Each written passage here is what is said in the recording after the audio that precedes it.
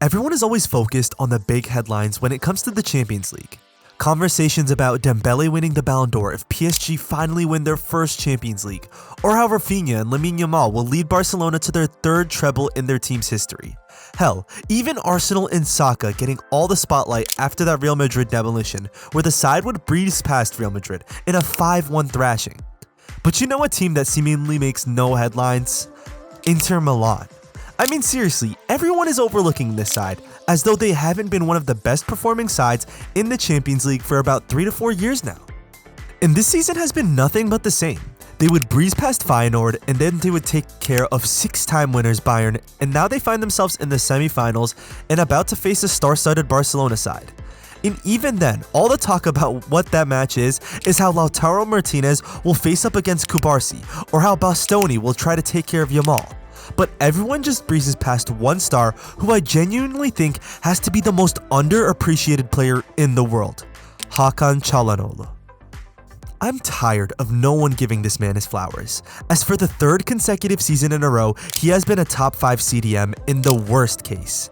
And this season, I'm sorry to say, but with Rodri injured, he's in contention for second place. I have him above other center defensive midfielders like Moses Caicedo, and I can only say that Declan Rice has been better. With another assist against Barcelona today in the Champions League semi-final, everyone is singing Dumfries' praises, and rightfully so, but once again, no one cares about Hakan. Last season, he led Inter Milan's midfield to their 20th Serie A title while anchoring that midfield, and honestly, his skill set is insane. He has the creative vision to make long passes in behind the defenders, but people only talk about how Bastoni could do the same thing. He's super press resistant, and the ball can't be taken off of him, and this just isn't an eye test thing. If we look at the stats, they back it up. Look at this graph. This guy creates chances and goals as a center defensive midfielder. If I had to compare his game to somebody else, I would literally say he's like a light version of Rodri. I will absolutely say Rodri has better dribbling for sure and can dictate tempo better than Hakan, but both are press resistant, pass first, and have a genuine goal scoring threat, even when they play the 6. The crazy thing is, Hakan is a very scary goal threat. First off, he's an absolutely lethal penalty taker. He has taken 24 penalties for Inter Milan and has only missed 1. That included a time where he had a streak that he made 19 out of 19, meaning that he has converted 95% of his penalties. Having someone on your team who is that calm and composed from the spot has to be such a relieving luxury. And no, he isn't just a pen merchant when it comes to goal scoring ability, as he is absolutely one of the best long shots in the world. I mean, the clips that you've seen in this video speak for themselves.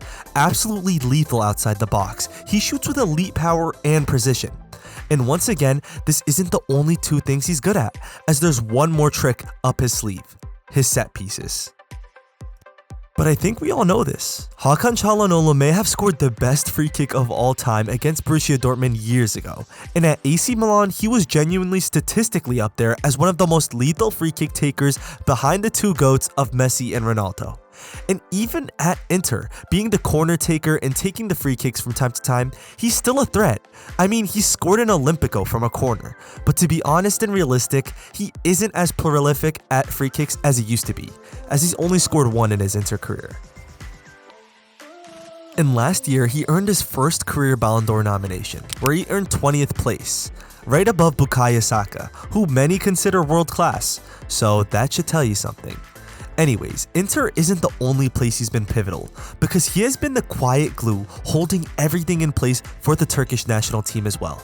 As the captain of the team, he has led Turkey to Nations League A in the first time in their history, converting a penalty to beat Hungary 6-1 on aggregate. But not only that, he was so class during the Euros for this Turkey side who went on to make the quarterfinals. And as a Turk, I can't forget his beautiful goal that showed his class in elite striking technique against the Czech Republic to guarantee that second spot in the group, and then thus getting out of the group stage for the first time since 2008. And as a person who watches every single Turkish national team match, let me tell you, he is absolutely crucial for this team.